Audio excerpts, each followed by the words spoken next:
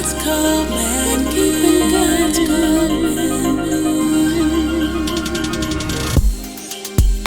Midweek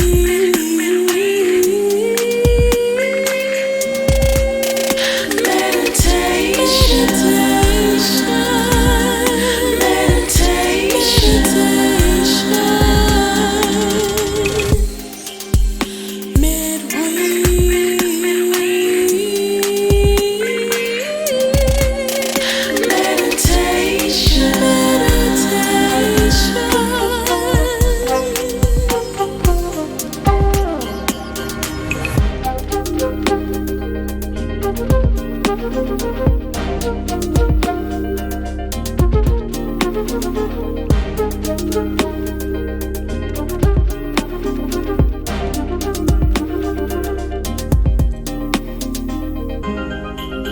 and get complete understanding,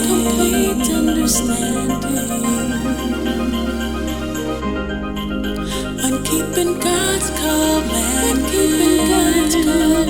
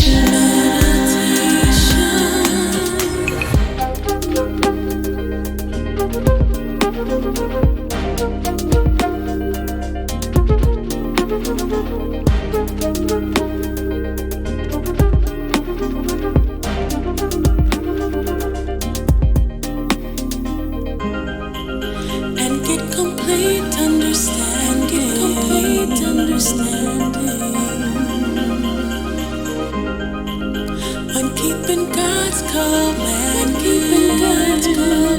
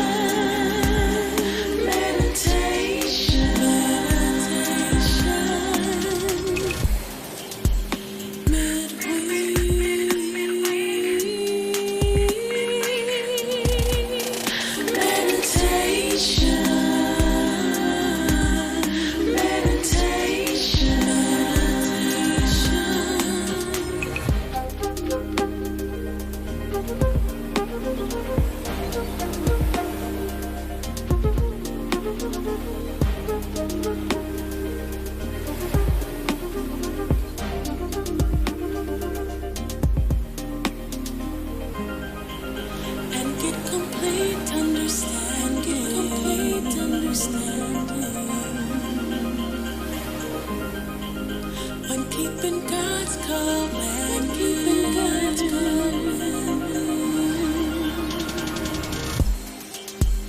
Midweek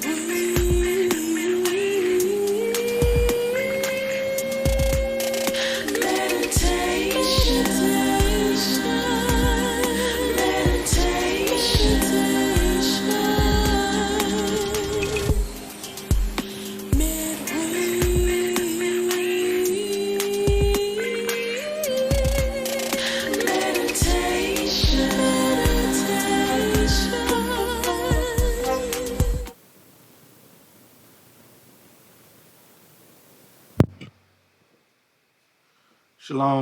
Shalom, everybody. How y'all doing today? It's Midweek Meditations. It's time for us to get it in. Yet another chance for us to get right. Another opportunity for us to meditate on these scriptures. Thus saith the Lord. Give us the opportunity to reprove ourselves, correct ourselves. Because that's one of the things that the Lord has given us the opportunity to do is change our own lives. We don't need anyone else to bring down the judgment when he has already given us the instructions. You don't need to go to court and have a judge try you and a jury of your peers to tell you that you've done wrong. You know if you've done wrong. You don't need anyone above you doing that. Now, because we can't keep our minds right, it happens. But here we are, Midweek Meditations, giving ourselves a chance to actually start changing our own lives. Change your life today. Start today with a new outlook on life. And that biblical outlook that is going to make sure that you're in a righteous position, that make sure that you're in a holy mindset. So I want to thank each of y'all for tuning in today. Let's see who we got. Okay. We got some people on Periscope. Jacqueline. Okay. Michael. Okay, a couple other people. I missed their names that quick. We got some people on YouTube. Amita. Got a couple people there. Got people on Facebook. We got Barry, Nicole, Ariel. We got Haim, Elijah, Ariel again, Ahava. Shalom, Ahava. Haim. I am Gabrielle, Hadessa, Eliezer, Zuli. We got the regulars, Keturah. We got some people in the building today. All praises for joining today. Midweek Meditations. So today's topic is trapped in foolishness. That we got to talk about it today because we as a people, we know we some foolish people. So we got to talk about it a little bit to encourage ourselves, to encourage each other to get it out of us, get that foolishness out of our system. And one way we're going to do that is by purging out the worldly mindset, if you will. But today we're going to focus on the key word foolishness. And we're going to see how many times God says this and how many different ways he's trying to get it through your understanding on what it is. But before we go to the Bible, we're going to start with the dictionary. And we're going to define the word foolish and see what the dictionary has to say, and then let's see what God has to say. So, Midweek Meditations, every week, 5:30 Central, we get it in. And throughout the week, we build up to this moment by having Bible trivia on Tuesday and daily verses throughout the week, and even a blog to kind of share the mindset that I'm in before we get into this meditation. And the benefit and the greatness of Midweek Meditations is some of you might not have been thinking about these things for yourself, but now you'll get a spark of what to read, on what to think about and what to consider, as we begin to share meditation with one another, to share what we're thinking about in the Bible with one another. There's a lot of pages in the book. It's full, what's the word I want to use? It can be overwhelming at times. It can be, something that when you look at the amount of reading you have, you think that you just can't get through it enough. But once you learn to take it, one bite at a time, we'll be all right. So the definition of foolish, as appears in the Oxford Dictionary, is of a person or action lacking good sense or judgment. Unwise. If you're a person that is foolish, you lack good sense. You lack judgment. You are unwise. Now, none of these are positive words. So none of us want to have this as an attribute, an adjective that is going to describe us. None of us want that. Well, let's go to Merriam-Webster, see if there's anything different. It says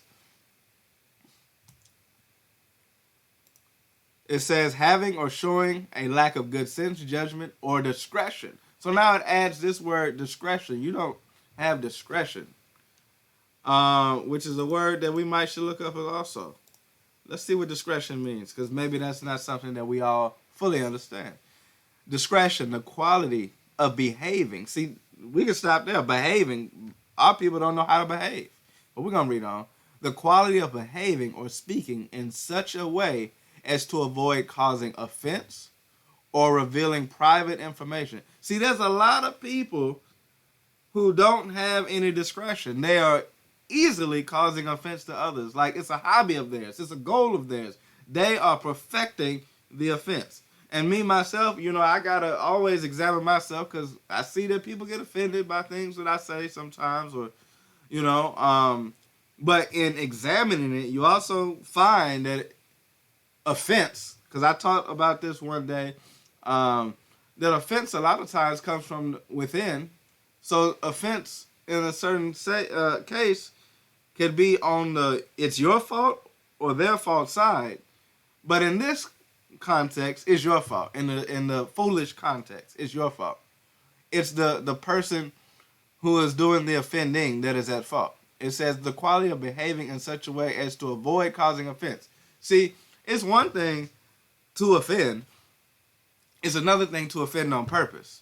It's one thing to offend, and it's another thing I'm working towards not offending. I'm understanding what is offensive about what I've done or said, and now I'm going to stop that.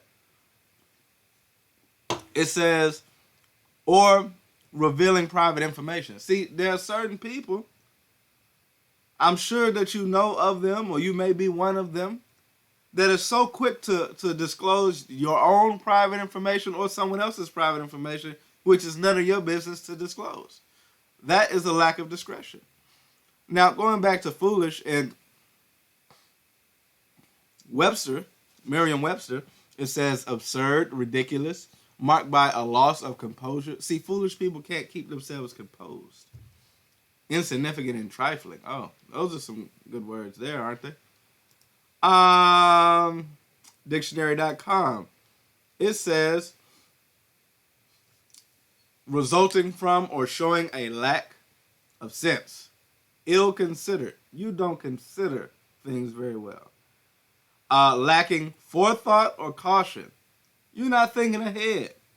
You're not being careful with what you're doing. You just going out any kind of way.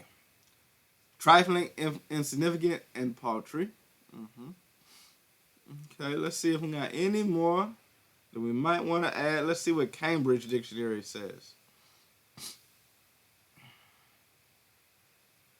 Stupid or unwise. And there you have it. That is how the word foolish is defined. So in today's meditation, we find ourselves a lot of times trapped in foolishness. We're trapped in the foolishness of things. We are in such a position that we're always doing things that are stupid, unwise, lacking good sense. Things that are definitely not beneficial to the progress in our life. Now, I know everybody on here wants prosperity. They want success. They want to be on the good side of things, on the winning side of things.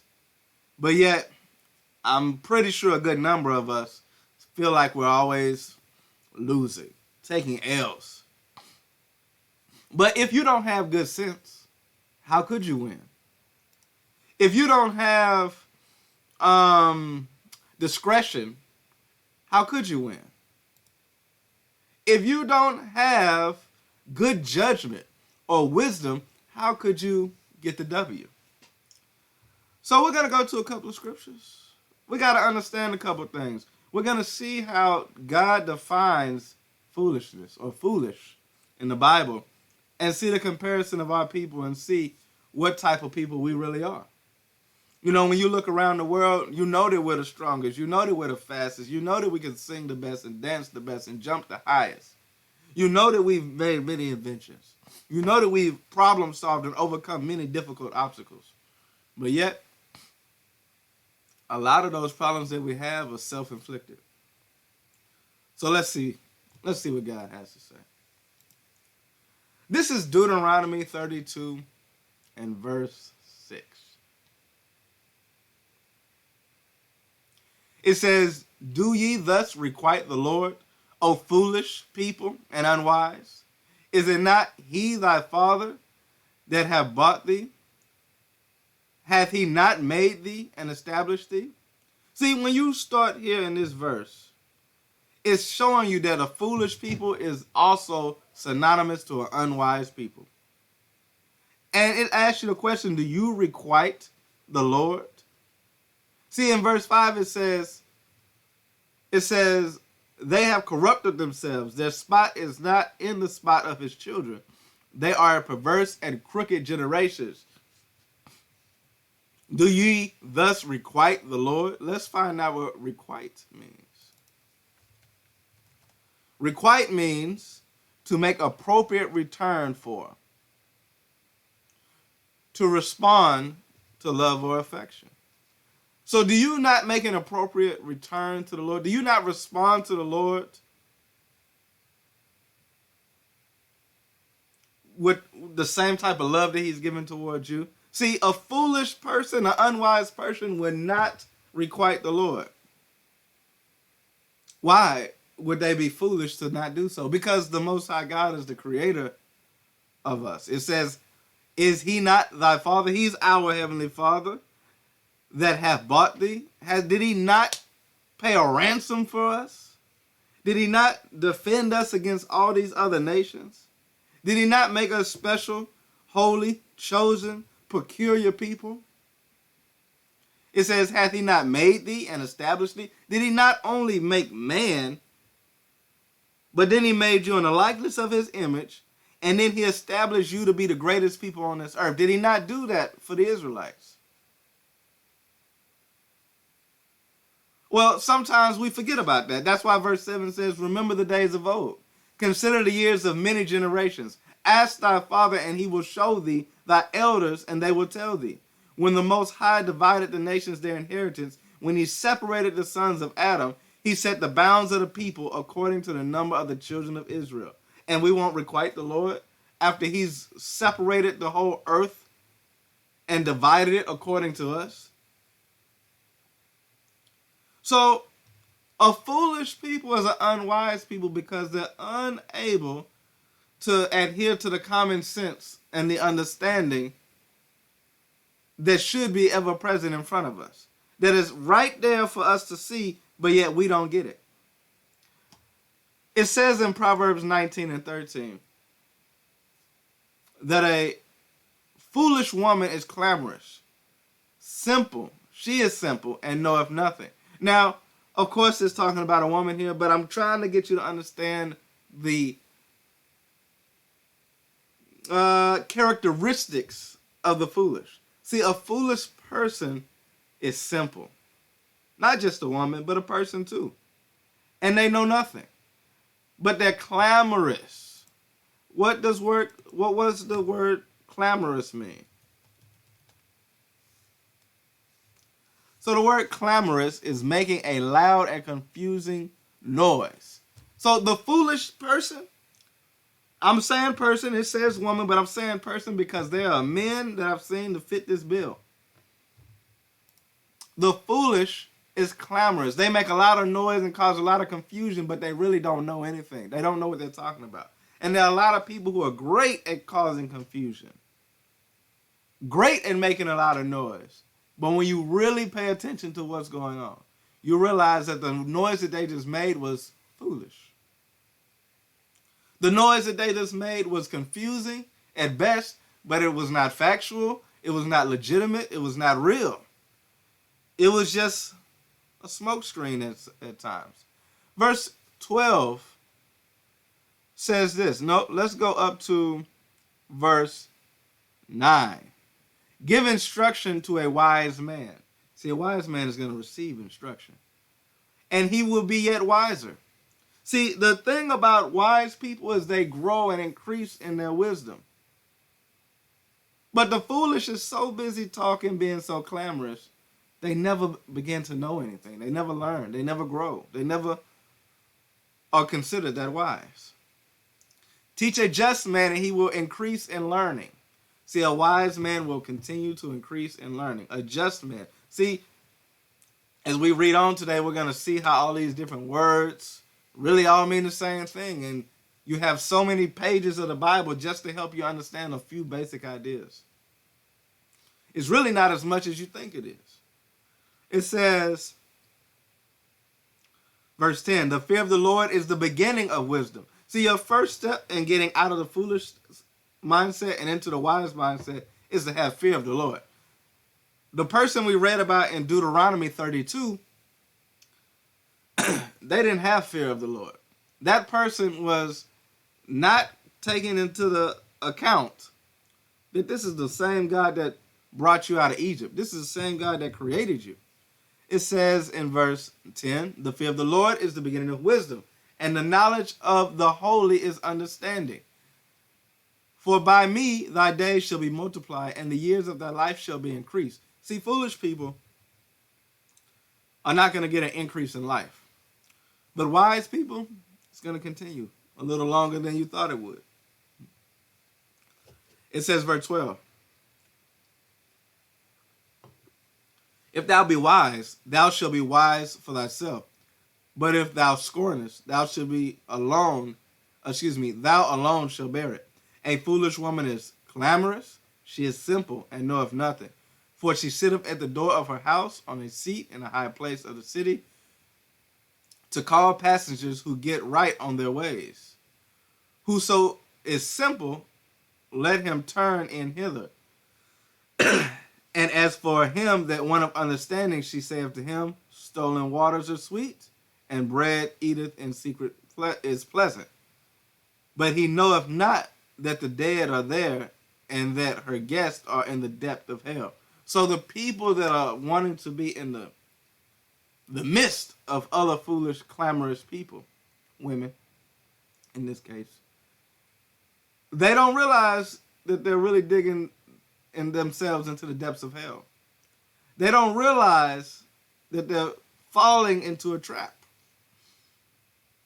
As we go to Proverbs 12 and 23, you see, it's all about your wisdom, your knowledge, your understanding. It says, a prudent man concealeth knowledge, but the heart of foolish proclaimeth foolishness. But the heart of fools proclaimeth foolishness. See, a person who is foolish is probably going to be characterized as a fool. So the person who has that characteristics of being a fool, they're going to continue to proclaim foolishness. That's what's going to embody everything that they do. That's what's going to ooze out of their skin, out of their mouth. Everything they say becomes that foolishness. But a prudent man, that wisdom, he holds it within inside, and he knows when to use it properly. That will get him out of situations that he doesn't want to be. See, as we go up to verse 13, it says, the wicked is snared by transgression of his lips. And we're going to find that wickedness and foolishness go hand in hand. Matter of fact, we'll hit that verse real quick and come back to Proverbs 12:23. We'll go to Psalm 73 and 3 real quick. It says, for I was envious at the foolish when I saw the prosperity of the wicked. The prosperity of the wicked and the foolishness was all the same thing. And as a person looking out, not using wisdom, you could easily look at the things that foolish people are doing and be envious of it because you wish you were doing it too, not realizing that they were digging themselves into that depth of hell. So as we go back to Proverbs 12, it says in 13, the wicked is snared by the transgression of his lips. The wicked also known as the foolish, is snared. Snared is another word for trap. By the transgression of his lips. The things that come out of his mouth. The sinful things that come out of his mouth. But he that is just shall come out of trouble. If you want to get out of these situations, you got to be just. A man shall be satisfied with good by the fruit of his mouth, and the recompense of a man's hand shall be rendered unto him. The way of a fool is right in his own eyes, but he that hearkeneth unto counsel is wise. You see, foolish people think that they're so smart. They think that they're so bright. But we kept seeing the definition of it. They're not. And you can't tell a fool anything.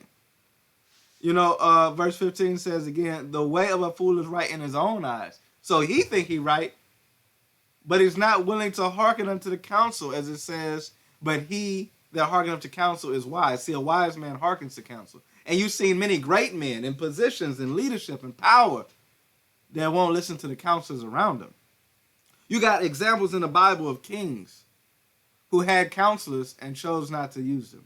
And in the end, they lost their kingdom. It says, back down to 23, a prudent man concealeth knowledge, but the heart of fools proclaiming foolishness, because they got transgressions of their lips coming straight out of their mouth, and the words that they're spoken are surely only wise in their own eyes, and not by the counselors that would have told them, hey, don't do that. Don't make that statement in front of these people. You did it anyway. Proverbs 14:7. Proverbs chapter 14, verse 7. It says, go from the presence of a foolish man. Don't hang around fools. Don't hang around the foolish. Stay away from them. When thou perceivest not in him the lips of knowledge. When you perceive that what this person is doing is not wise, is not of knowledge, no matter how great they are, no matter how much benefit you thought you could receive from them, it may be best to separate yourself. Because if not, you notice that we read earlier about the wise extending their life and the foolish, the opposite of that is probably not extending theirs. You get around the wrong people, you're going to have the same timeline as them. You get around the right people, you have the same timeline as them also. So it says, go from the presence of foolish men. When thou perceivest not in him the lips of knowledge. The wisdom of the prudent is to understand his way, but the folly of a fool is deceit. See, when you are in the presence of foolish people, deception is nearby. Meaning lies, fallacies, falsehoods are things that got to be considered coming from that person. And they'll use those things against you, even though you may consider them a friend or a confidant. You may consider them a colleague. You may consider them all these different things, but if they're foolish, then folly is within them. Deceit is within them. It says, verse 9, fools make a mock at sin, but among the righteous there is favor. See, we can't mock sin. We cannot mock sin. Because sin is the thing that's going to get us judged. And if we play with it, the judgment will come. The judgment will be there. The judgment will be harsh. The judgment will be something that we can't repent of because we wasted our opportunity.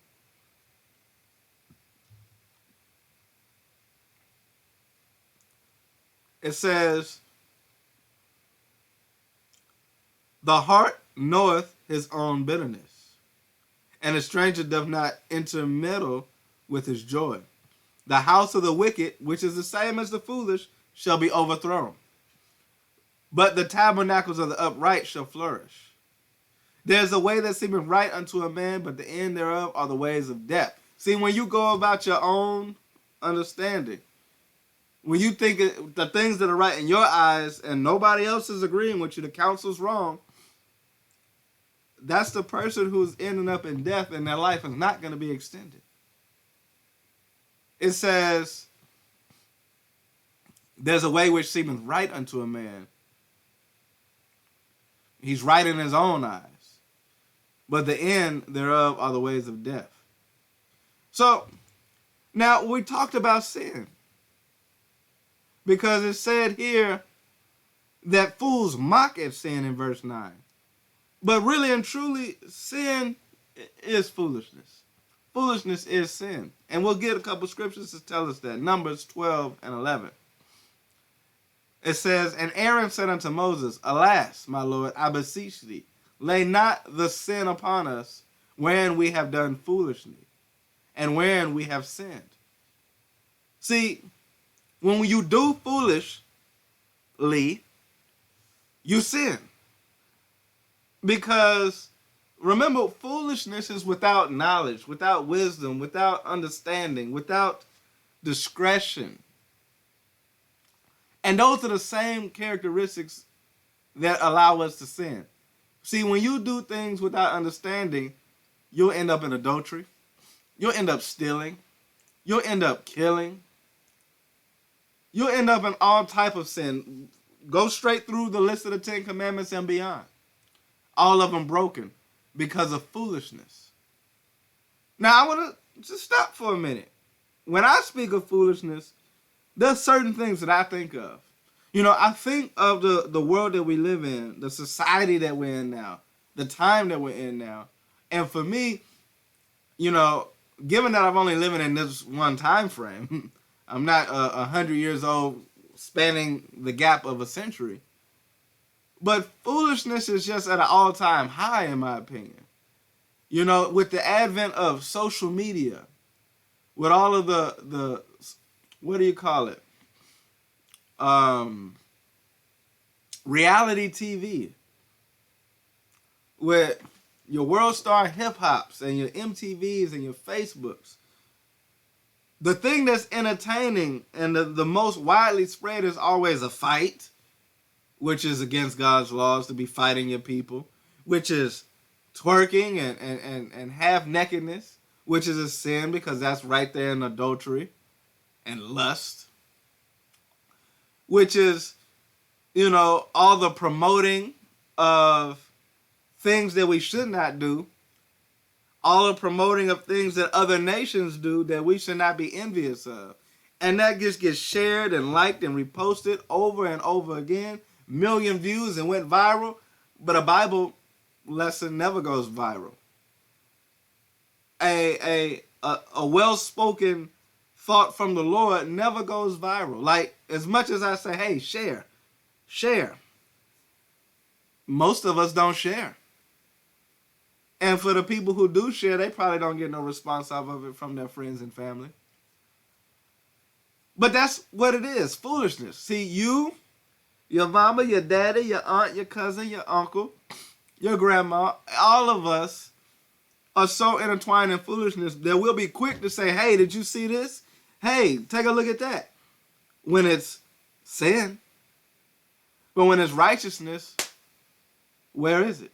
See, it just said here in verse 11, lay not the sin upon us when we have done foolishly, wherein we have sinned. Done foolishly, have sinned. Verse 2 Chronicles 21 and 18. 2 Chronicles 21. It's not what I want. Let's go to 1 Samuel 13 and 3 real quick.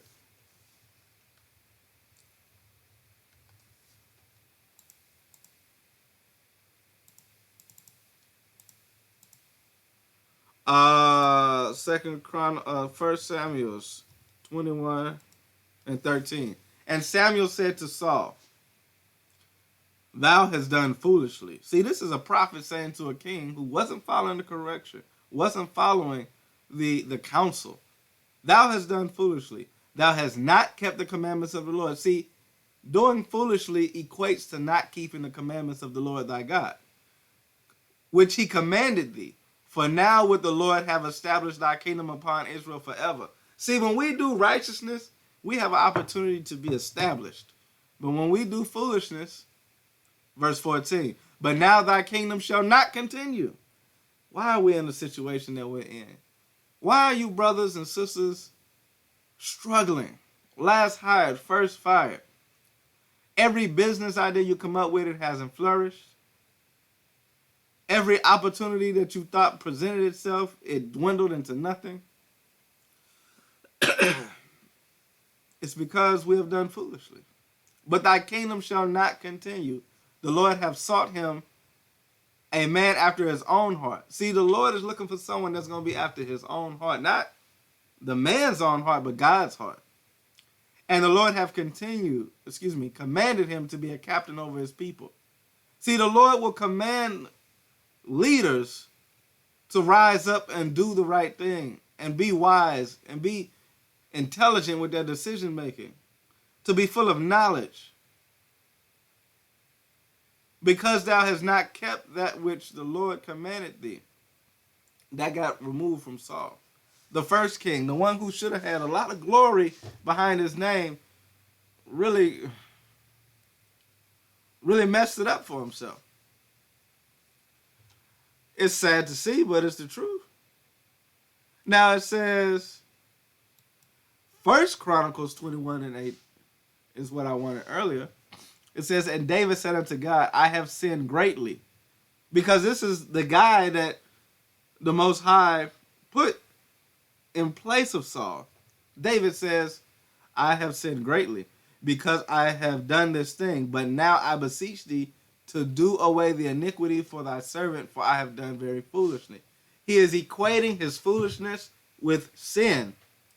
But the thing that made him better than Saul in this case was he was able to confess and forsake it, whereas Saul was always acting like he didn't realize he was doing wrong, where he continued to do the same things over and over again, and he never repented of it.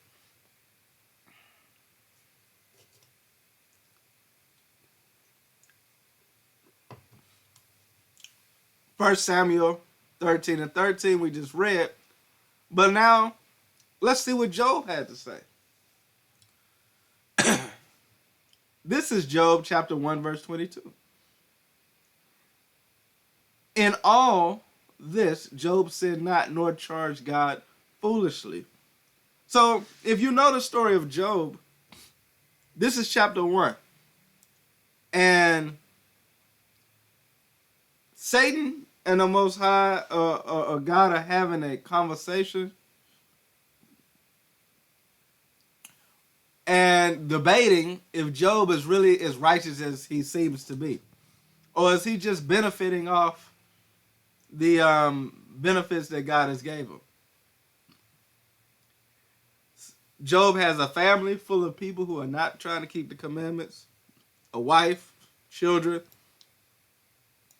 and he has all the excuses that would be present that any of us have probably gave as well as to why they can't do the right thing, as to why he can't do the right thing. Oh, my wife, oh, my children. But in all the things that went on, his wife getting out of pocket, his children in the midst of sin and idolatry, and all of these, Job didn't sin. Nor did he charge God foolishly. He didn't come at God in any unrighteous way. See, Job understood, let's go to chapter 5, verse 2, that there's certain attributes that come with being foolish. Chapter 5 says this. Verse 2. For wrath killeth the foolish man. See, a foolish man is going to be killed in his wrath. And envy slayeth the silly one. See, a foolish man is equivalent to a silly man. Now, I know you men don't want to be called silly, but if any of this foolishness applies to you, you might be silly. It says, silly, the definition, having or showing a lack of common sense or judgment, absurd and foolish. It's the same definition. It's just a synonym. Silly and foolish are the same. Silliness and foolishness are the same. And that's a lot of silly people out here. You know, God has called us to be righteous kings of this earth, but yet we silly. Go to Hosea 5 and 11, and he calls Ephraim out on this. He says, Ephraim is like unto a silly dove without heart. They call to Egypt, they go to Assyria. Ephraim is like unto a foolish dove, one without understanding, one that is not very intelligent. That's Ephraim. That's our people. That's Israelites. They don't have the common sense, the judgment that is necessary. So it says, for wrath killeth the foolish man, and envy slayeth the silly one. Foolish man and the silly one are the same. Slay and kill is the same. Envy and wrath are the same. This is like a if-then statement. This is like a comparative analogy. Verse 3, I have seen the foolish taking root, but suddenly I cursed his habitation. See, that's wisdom by Job saying, I'm not going to deal with the foolish like that. Like, I see the foolish taking root, and I'm going to get away from that. It says, his children are far from safety, and they are crushed in the gate. Neither is there any to deliver them. When you foolishness, when you're in the midst of foolishness, you jeopardizing your family. Because you're not about to live very long if you keep making these foolish mistakes. And the people around you might get affected by it. Psalms chapter 5, verse 5. The foolish shall not stand in thy sight. Thou hatest all workers of iniquity. See, a foolish person is a worker of iniquity. We're gonna beat this word into our minds today, foolish, foolish, foolish. Because some of us need to hear it. Some of us are in our 20s, our 30s, our 40s, and beyond, and we still carry the characteristic of being foolish. We still are workers of iniquity. We still are sinful. We still are without knowledge. We still don't know anything, but we think we do. And now, in a worldly sense, if I called you a fool, you get upset. If I called you foolish, you'd be mad. But now you got to parallel that with sin, with iniquity, with wickedness. Because one of the things that our people don't do is think that God still wants us to keep his commandments. We don't think that God still wants us to be a righteous people. He said, be ye perfect as your Father is in heaven. And we don't think that he meant it. We quote, I can do all things through Christ who strengthened me, but we don't come out of foolishness because we think that's funny. We think that's entertaining. We are entertained by a little baby sagging his little toddler clothing and beating on his chest, holding a Sprite, talking about I'm grown. We think it's funny when you see a little girl twerking. We think it's funny when you see a little 11-year-old drag king, queen, whatever. We think foolishness is funny. You see somebody homosexual do some certain act and it's funny. You see somebody being gluttonous and it's funny. But it's foolish. It's sin. It's wicked. It's the opposite of what God wants us to be. It says, the foolish shall not stand in the sight. In thy sight. Whose sight? The Lord's sight. God ain't trying to see that. Just like David said he wasn't trying to see it. Job said he wasn't trying to see it. Job said, but suddenly I cursed his habitations. I'm not trying to look at that. It says, thou shalt destroy them that speak leasing. The Lord will abhor the bloody and deceitful man. Hate. God hates that type of man, the deceitful man. The bloody man. See, the bloody man, the deceitful man, that's still going back to the same person. Because remember, the foolish was full of deceit.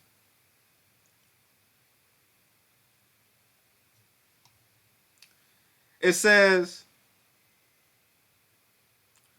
verse 7, but as for me, I ain't going to be in that foolishness. As for me, I will come into into thy house in the multitude of thy mercy, and and in thy fear will I worship toward thy holy temple.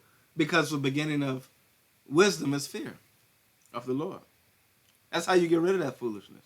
See, for you brothers that's continually go into jail and into baby mama situations and different things like that, you keep going back to the drug game and you keep, hitting your woman and, things like that. That's showing that you don't fear the Lord. That's showing that you don't want to be in the house in the multitude of the great mercies that God has given before us. That's showing that you stuck in your iniquity. You trapped in your sin. For you sisters that keep getting into these bad relationships with men. You baby mama again. You're stealing. You're using sex to get what you want. That's a worker of iniquity, and God hates that. And you being so foolish, God is not going to let you stand in his presence. You got to cleanse yourself before you can get in the presence of the Lord. God has requirements. God don't say come as you are. In verse 1 it says, give ear to my words, O Lord, consider my meditation. See, we have midweek meditations right now, and all we want is the Lord to consider, because he don't have to hear what we say. The Most High don't hear sinners. So if he chooses to hear most of us, it's out of mercy and grace, because we dang sure ain't righteous. It says, hearken unto the voice of my cry, my King and my God, for unto thee I will pray. We got to cry out. We can't just be so cocky to think that God owes us anything. So we got to humble ourselves and beg for the forgiveness. It says, verse 3, my voice shalt thou hear in the morning, O Lord. In the morning will I direct my prayer unto thee, and will look up. For thou art not a God that have pleasure in wickedness. God don't have pleasure in wickedness, which is synonymous to foolishness, which is synonymous to silliness, which is synonymous to sin. Neither shall evil dwell with thee. The foolish shall not stand in thy sight. God ain't trying to have you in front of him if you're in the midst of foolishness. Thou hatest all workers of iniquity. Oh no, God don't hate the sinner, he hates the sin. No, he hates the worker of iniquity. It's not saying that he hates the iniquity that's being worked. The worker of iniquity. That's a person. That's a person. We got Peter and Mega in the building. Tangi, Solomon, Ron, Ariella. All praises for those of y'all who were able to tune in. We got quite a few more people on Periscope, YouTube. Uzziah in the building. Dwayne. Y'all hit that share button. Make sure you get an opportunity for your friends and family to learn about their foolish ways and their foolishness, and understand just how synonymous it is to wickedness, how synonymous it is to sin. And I hate to have to press on this like this, but when I meditate, I want the real deal. I don't want the sugarcoat. Don't speak unto me smooth things. Tell me exactly what I'm doing wrong so I can at least have a chance to get right. Because if I don't know, then what? Then I don't even get an opportunity to change my ways. If you want an opportunity, Onam in the building, he want an opportunity. If you want an opportunity for the kingdom, because that's what it is. You are not guaranteed the kingdom. Despite what you might have learned in your Sunday school lesson, everybody ain't going to float to heaven when they die. All dogs don't go to heaven, and all people don't either. Because dogs don't go to heaven. Revelation say the dogs are without. And that's not really puppies. But we gotta be we want to be in that number when the saints come marching in, right? Y'all want to shout, you want to get a little gospel, some old hymns or something. When the saints come marching in, you gotta want to be in that number. It's not given to you. It's not automatic.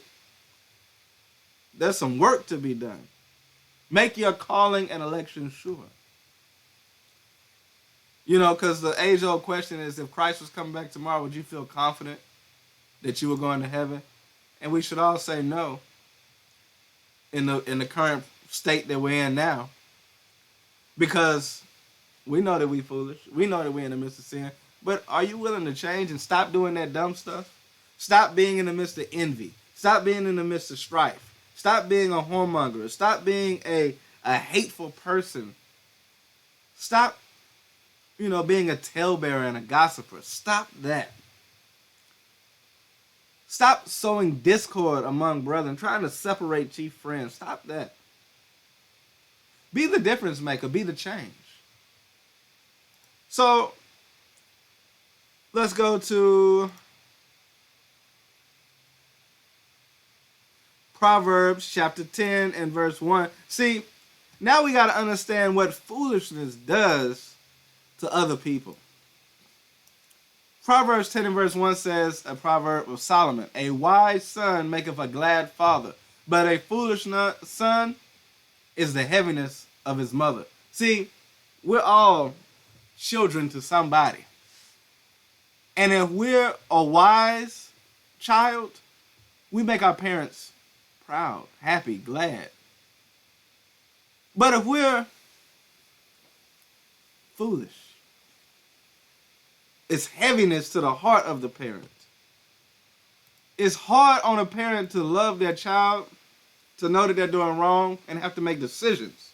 See, you're the reason, potentially, why your mother can't do better, because she always got to bail you out of jail. You're the reason, potentially, why your mother can't do better, because she got to watch your kids that you made in her house out of wedlock. You're the reason why Papa was a rolling stone, perhaps, because the weight that is put on the father may be heavy.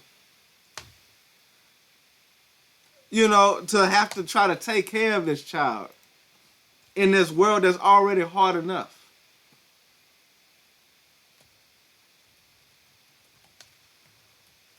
Go to Sirach chapter 16 and verse 1. It says, desire not a multitude of unprofitable children. See, as we have kids, we want them to be profitable. We're not just making babies for fun, and then it's a detriment to our life. That should not be the case, the route. It should be that the kids make your life better, give you a legacy that continues to live on, gives you that avenger. You should desire profitable children, not unprofitable children. If you had 10, you want 10 good ones, not 10 bad ones. Hopefully you have more good than bad, because if you're not careful, you might end up with more bad than good. It says, neither delight in ungodly sons. There's no delight in an ungodly son. It says, though they multiply, rejoice not in them, except the fear of the Lord be with them. Except they have the fear of the Lord, which is synonymous to wisdom, which is the antonym, the opposite of foolishness. Trust not thou in their life, neither respect their multitude, for one that is just is better than 1,000.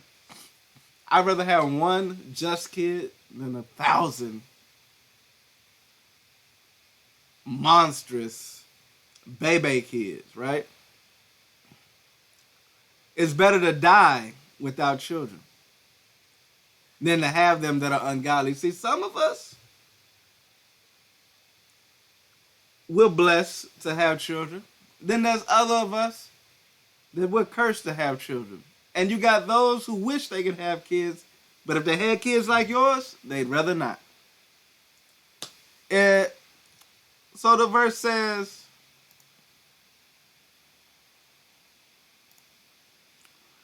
Proverbs chapter 10, verse 1. The Proverbs of Solomon. A wise son maketh a glad father, but a foolish son is the heaviness of his mother. Treasures of the wicked profit nothing. See, treasures of the wicked profit nothing. Let's find a precept for that.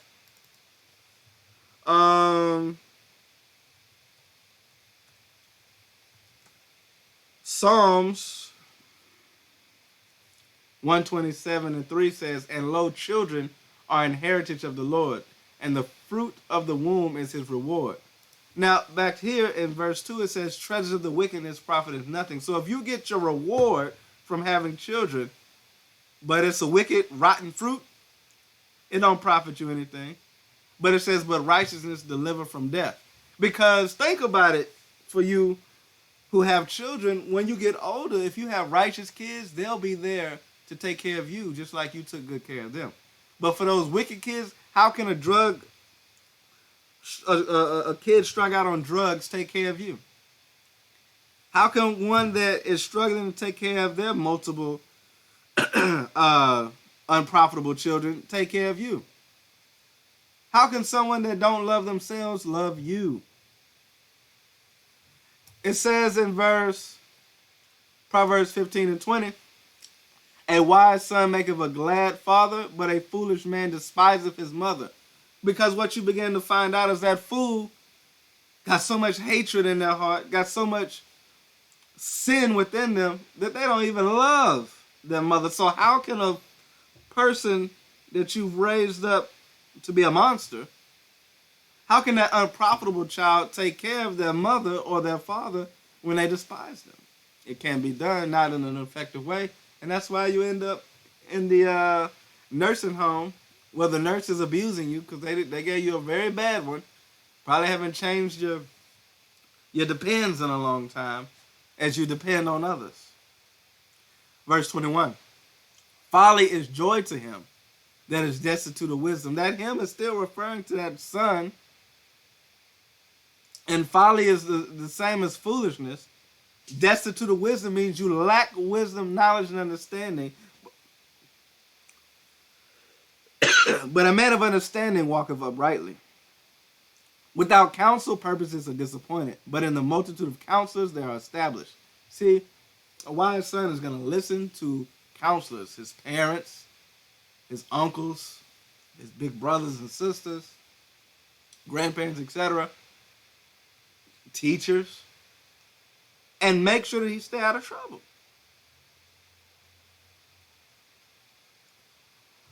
Proverbs 17:25. "A foolish son is a grief to his father, and bitterness to her that bear him." See, both the mother and the father are struggling to deal with this foolish child. And you may be that foolish child. This is what we got to meditate on. You got to say, I might be that foolish child. Maybe I'm causing my mother or my father grief and bitterness. Or maybe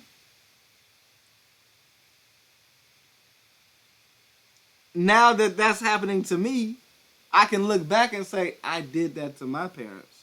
Let's acknowledge it. Let's forsake it. Let's confess and forsake the sin.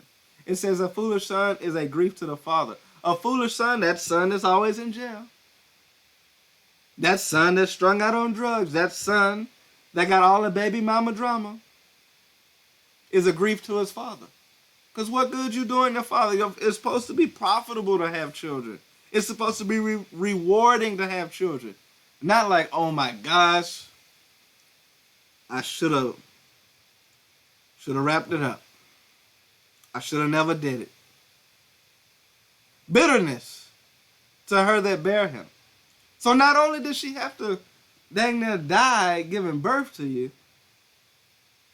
now you realize that you went through all that pain for this type of child? Also to punish the just is not good, nor strike the princes for equity. He that have knowledge spareth his words. See, you got to learn when to shut up sometimes. And a man of understanding is of an excellent spirit. Even a fool, when he holds his peace, is counted wise. See, foolish can look wise if they just shut up. And he that shutteth his lips is esteemed a man of understanding. See, for many of us who are trying to make the transition from foolish to wise, it starts with just shutting up. Quit talking. Because a lot of times I've noticed that the foolish they're looking to justify themselves, and they just need one person to agree. I did it because you're wise in your own eyes. But if you shut up, it's like, maybe there's a chance. Maybe you can do something. Maybe we can change this person. Proverbs 19:13. A foolish son is the calamity of his father, and the contentions of a wife are continual dropping. Now, there's a comparison going on here. A man don't want a foolish son nor a contentious wife. Both of those things are bad for him. The calamity, though, that's a word that mean a lot. Calamity says the definition, the event causing great and often sudden damage or distress, a disaster. To have a child that's foolish is a disaster. It's worse than a wildfire, a flood.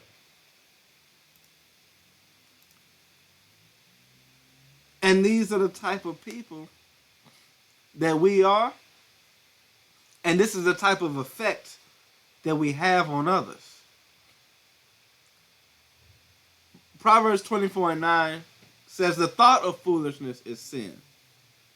See, many of us, we say, oh, well, I'm not participating. I'm not acting on the foolishness. I'm just scrolling through my timeline, laughing at it. I'm just watching it on TV. It's just going on around me. But the thought of foolishness is sin, because when you start to think about the wickedness, meaning foolishness and sin and breaking the commandments and all that synonymous, that's just like what God has put in the Bible to say that when you look upon a woman, that's lust. It's the same. When you hate someone, that's murder. It's the same. And the scorner is an abomination to men. Don't be an abomination. Ecclesiastes 7:25. It says, I applied mine heart to know and to search and to seek out wisdom and the reason of things and to do the wickedness of folly, even foolishness and madness. See, some of us make effort to be foolish. We seek out foolishness. It ain't an accident. It's not ignorance. It's what we want to do. And you apply yourself to be foolish, but it's hard for us to apply ourselves to be righteous. We search out wickedness. We search out folly. We search out foolishness. We search out madness. And we find it. And we become wise in that. We become very wise in that. We become scholars in that. Now, you couldn't do your math problems at school.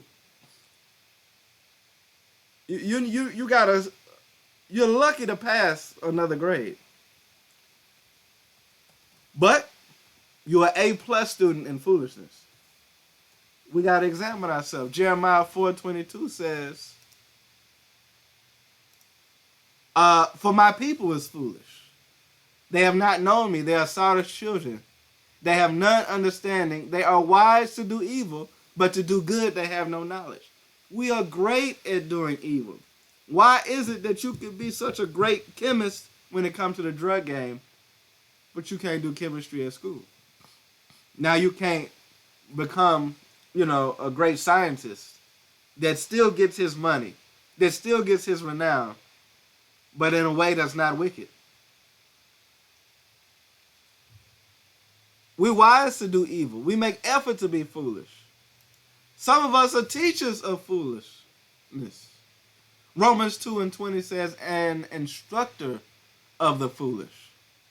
Romans 2:20, an instructor of the foolish, a teacher of babes, which has the form of knowledge and of truth in the law. See, some of us, that's the type of people we are. We promote foolishness. We teaching other people to be foolish. And we taking advantage of the young ones and their minds who want to learn in truth and sincerity, and we feed them with foolishness. So we teach the babes foolishness. And even though we have a form of knowledge, we know a little bit. But we put so much effort into foolishness that that's what we're putting out. That's what the people are receiving. And many of us are consider ourselves to be leaders and spokespeople. You know, we're for the people, but yet we introduce foolishness into their minds. You know, a lot of the arguing back and forth that you see on the social media, a lot of the contention that you see among doctrine, you know, a lot of the hate speech and the slander and the childish ways of our people. This is you right here, Romans 2:20, an instructor of the foolish, a teacher of babes which has a form of knowledge and in truth of the law. Thou therefore which teachest another, teachest not thyself. How are you going to tell me how to act, how to be righteous, how to be wise, when you yourself don't know how to act? You're not righteous or wise. It says, thou that preachest a man should not steal, dost thou steal? You telling me not to break a law, but you breaking that same law? Oh, hypocrite. That's the issue with the Pharisees, right? That you say that you're against, is hypocrisy. But many of us are the same hypocrites. It says, let me get another verse real quick. Hold on.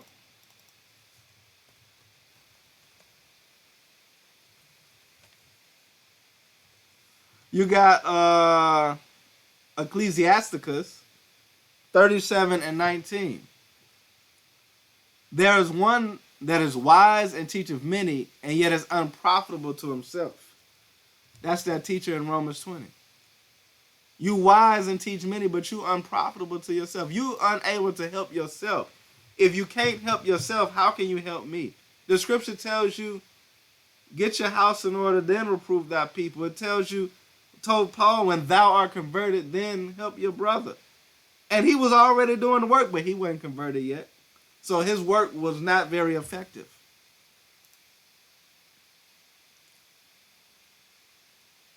In Jeremiah, again,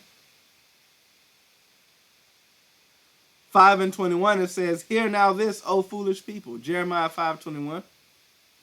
And without understanding, which have eyes and see not, which have ears and hear not. Fear ye not me, saith the Lord?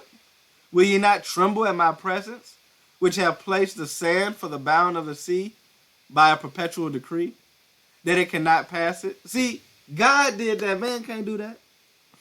And thou, the waves thereof, toss themselves, yet they not prevail. Though they roar, yet can they not pass over it. But this people have a revolting and rebellious heart. They are revolted and gone. Neither say in their heart, let us now fear the Lord our God, that give rain, both the former and the latter in his season. He serveth unto us appointed weeks of the harvest. For your iniquities have turned away these things, and your sins have withholden good things from you. For among my people are found wicked men that lay await, as they have settled snares, set a trap, they catch men. See, there's that trap. Foolishness. You're trapped in foolishness. Your iniquities. But you got to break free. You got to get out of that. As a cage is full of birds, so are their houses full of deceit, foolishness and deceit. Therefore they are become great and waxen rich. They are waxen fat. They shine. Yea, they overpass the deeds of the wicked. They judge not the cause of the fatherless. Yet they prosper, and the right of the needy do they not judge. Chapter Ezekiel 13:3. Thus saith the Lord God, woe unto the foolish prophets. Woe unto you prophets, because they are prophets of the foolishness, in the midst of foolishness. See, everybody want to call himself a prophet, but there's foolish prophets. Are you a prophet? Okay, cool, but you might be a foolish prophet that follow their own spirit and have seen nothing. See, some people claim to have seen a lot and been a lot of places and got a lot of experience, but really, in their foolishness, they have seen nothing because the wisdom that they should be gaining is definitely not affecting them. Romans 20 again teaches of foolishness, unprofitable to themselves. O Israel, thy prophets are like foxes in the deserts. Ye have not gone up into the gaps, neither made up the hedge for the house of Israel to stand in the battle in the day of the Lord. They have seen vanity and lying divination, saying the Lord saith, and the Lord have not seen them. See, some people claiming on the Lord, but nah, it's not. False prophets, and they have made others to hope that they would confirm the word. So you make other people speak on your behalf that is true when it ain't. You just building up a good following of yes men and people who are going to co-sign and back your word up, but really and truly, it ain't there. Matthew 7:26. It says, everyone that heareth these sayings of mine and doeth not them shall be likened unto a foolish man, which hath built his house upon sand. The foolish man has no foundation.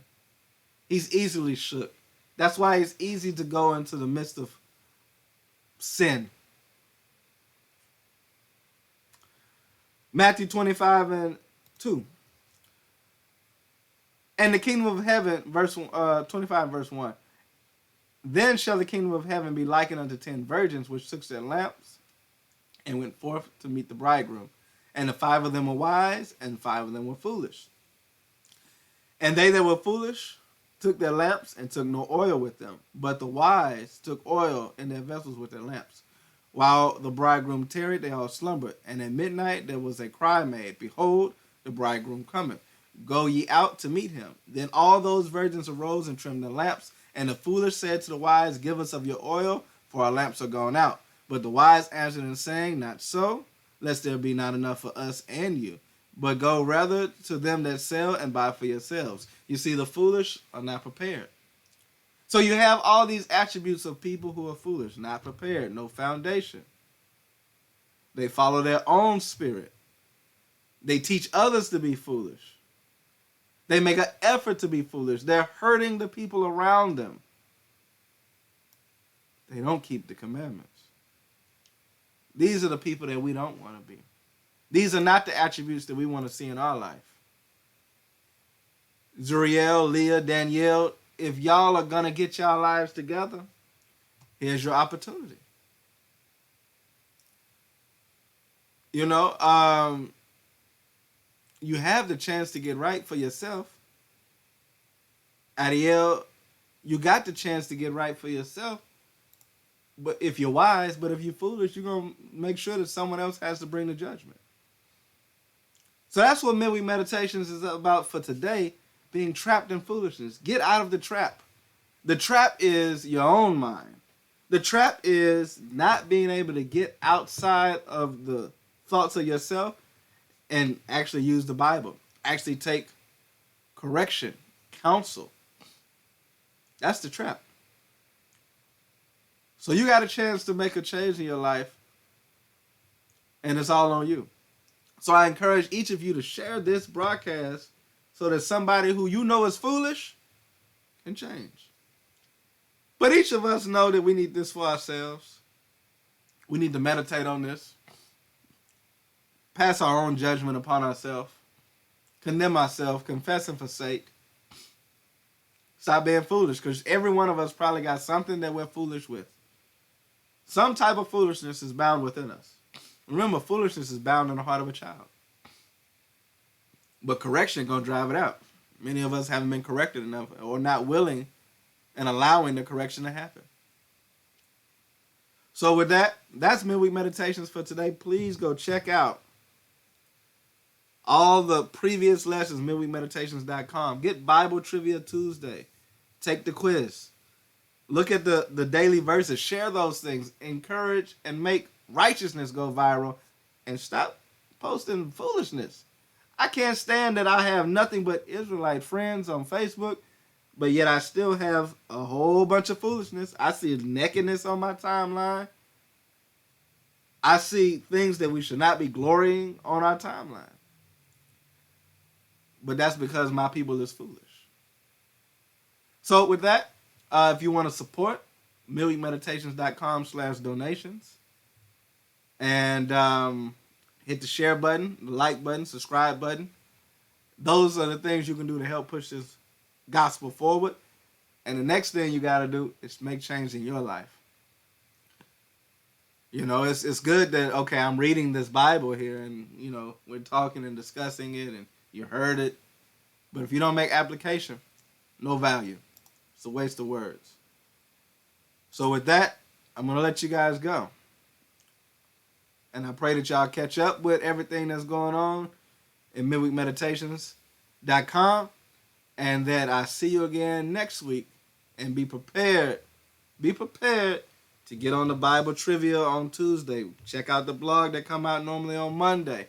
Get the daily verses that come out throughout the week in between time that I'm reading that's getting me to this day. Midweek Meditation signing out. Shalom.